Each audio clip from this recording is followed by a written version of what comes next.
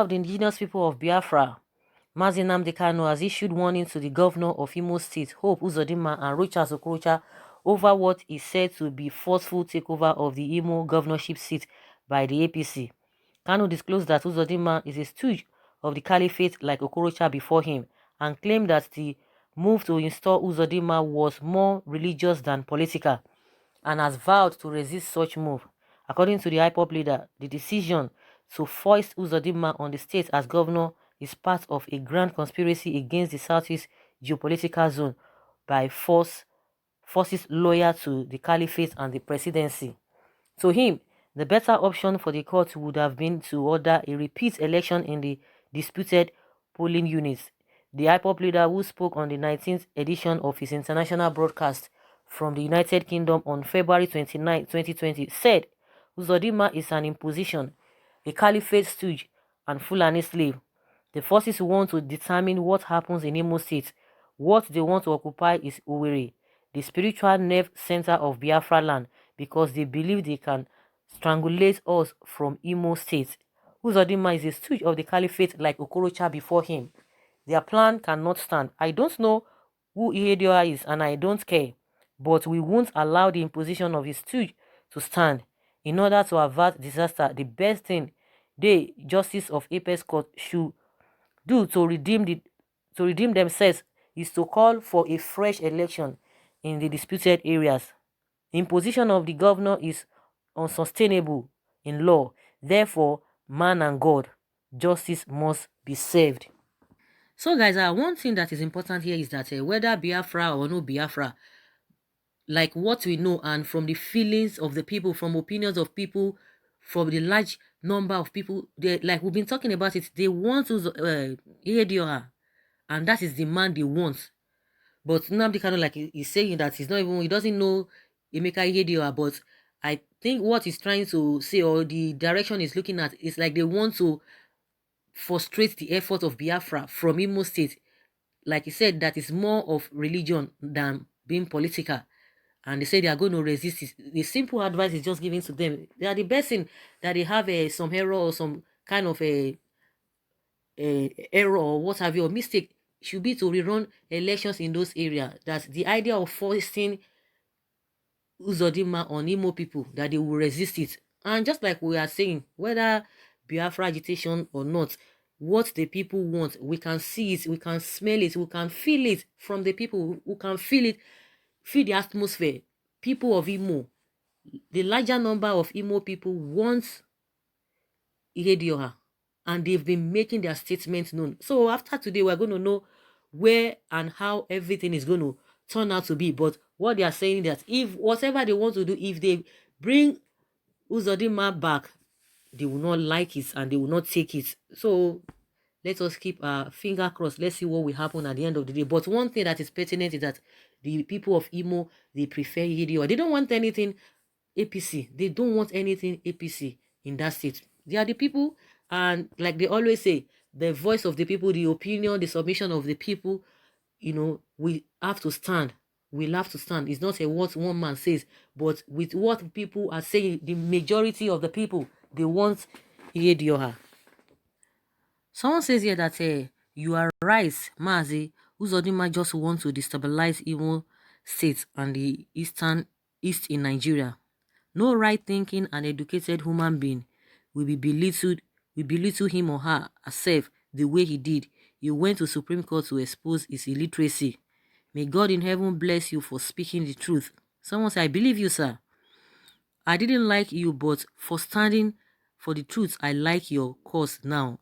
That's what somebody says. Hey, he didn't like Nnamdi Kanu, but now it's like he likes him, you know, standing for the truth. That's what it has been on ground, because people don't just really, you know, just like I always had, a lot of people are beginning to understand that whether you like him or not, just be open-minded and just try to look through what he has been talking about, he has been saying. You will know that there is sense in what he has been saying, unless you just want to be economical with the truth. You want to be economical with the truth, but these are the things he has said, and they are beginning to happen. They are happening before our very eyes. But some people just like, oh, because you don't like the person's face. And if you don't like somebody, that doesn't mean you should not like the truth. If you don't like the truth, that means there's something wrong somewhere. if we are open-minded, you will begin to see a lot of things. Those who you think they are doing us service, they are the ones that are doing the service to us. They are the ones. You can imagine, we have a senators now that are talking about on how to send these Boko people abroad to go and get Western education. Some people are like, oh, these are the things that they they they don't like, they are against. And you think by curbing, to curb their activities is for you to, pamper them, show them some kind of love. And you think that some other people will not want to go and join again because they know that at the end of the day, they know what they are going to get or what awaits them. So who is deceiving who? They will just go there. They will know that by the time we commit this kind of a thing, definitely they will give us what we want. It will end in sending them abroad. So what have you done? Nothing. These people, they are not nice. The question is that even the ones in IDP camp, what have you done to them? What bills have you proposed for them to live a better life? Because they never bargain for where they are or what is happening to them. Some people just woke up one day and their wives gone, husbands gone, children. So what are we talking about? And that's why you hear Nnamdi calling, you need to be open-minded, calling the country a zoo. Who in his right senses or in right thinking will be thinking like that? The people that they have rendered useless, you don't say anything about them. The citizens that are really that are suffering day in day out, you are not proposing any bill to them. Because even if we want to look at all this issue of this Boko or this insurgency, what brought about it? It's as a result of bad governance. Because those who they are recruiting, if they are doing they are occupied, if they are really occupied with good things, definitely nobody can come and cajole them. If they are well educated, if they are knowledgeable about what life is talking about, they will not want to go and join anything that somebody will be brainwashing them that, oh, if you go and do this, this is what awaits you. The question is, that's why the whole thing is not thriving in the southern part of the country. Because if even meet a youth or a child on the street, say, okay, go and kill yourself, and you get this, the person will say, why you no go first? Because that is to tell you that life is so precious. But those who they have brainwashed, whether through religion and what have you, and they are doing it in a wrong way, you've not been able to educate them, they will fall in for it. And a lot of things, poverty at times, they will say they will give you money, they will give you all manner of things. But the issue is that if the government has done the needful, this issue of not trying to send them abroad, because you can imagine how much they are going to spend to send them abroad to get this whatever or good life, then the people that they have rendered useless, what is the fate of all of those people? Then somebody will not tell you that these people, that they are it's a zoo, and you want to blame that person, because that is what Nnamdi Kanu has been saying, that Nigeria is a zoo. So with all this kind of a thing, is it not enough to tell you that really it's a zoo? Abba, how can people be thinking in that line? And meanwhile, Nigerian taxpayers' money are used to pay these politicians that I don't just know, that just misbehaving. Whether it is overfeeding that is worrying them, they don't even know what to do, unless or they want to tell us they have ulterior motive, or they are part of, just like the way people have been accusing them, they are part of all these people, and the name of, oh, we want to send them abroad. Who does that?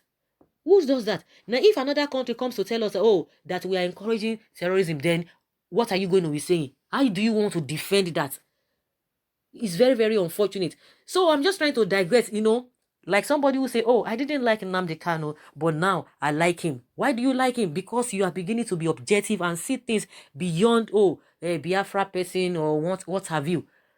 Like I always say, if you open your heart, look at everything thoroughly. Because if you talk of the one Nigeria that people are clamoring for, those who are benefiting or those who are ignorant of the situation in this country, if you look at the Nigeria itself, ask yourself, what are the things being put in place if really we are going somewhere? We're not even going anywhere.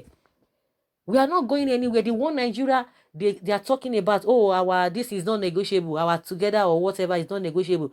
The people who are really enjoying this, they are the politicians. That's why they will continue to say, oh, we want one Nigeria, because they know what they are getting from the whole thing. So if he comes out and say, oh, it's a zoo, it says this and that, and oh, people will say, this guy is so saucy, oh, he insults people too much. No, these people are not nice, and you have to give it to them the way it is. Because if you look at the activities of these our leaders, you will just like, are these people really normal? Are they okay? So guys, concerning what is happening in Imo State. He has already made his own opinion, and that is the opinion of many. That is the opinion of many, that they want Ihedioha, because the coming of or retaining Uzodinma is not going to speak well for them. So guys, let us hear your own opinion concerning the message Nnamdi Kanu is sending to Uzodinma and Rochas. So guys, leave your comments below and let's have your take. Thank you very much. Bye.